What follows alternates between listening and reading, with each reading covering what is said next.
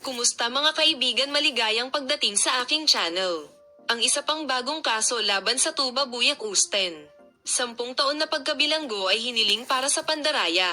Ang isang bagong kaso ay isinampa laban sa Tuba Buyak Usten, na kilala sa sektor ng acting center, sa mga singil ng pandaraya at pandaraya sa pamamagitan ng paggamit ng mga pampublikong institusyon at organisasyon sa opisyal na dokumento.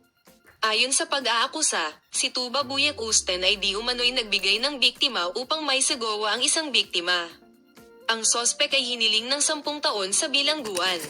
Ang isang bagong kaso ay isinampa laban sa Tuba Buyak Usten, isang kilalang pangalan sa sektor ng pag-arte sa Istanbul, sa mga singil ng pandaraya at pandaraya sa pamamagitan ng paggamit ng mga pampublikong institusyon at organisasyon bilang isang tool.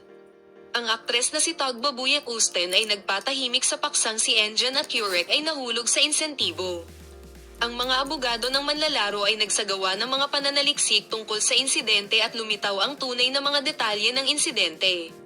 Kalaunan ay gumawa ng isang opisyal na pahayag si Tuba Buyak Usten at ipinaliwanag na ang mga kaganapan ay ganap na walang batayan at mali ang mga paratang.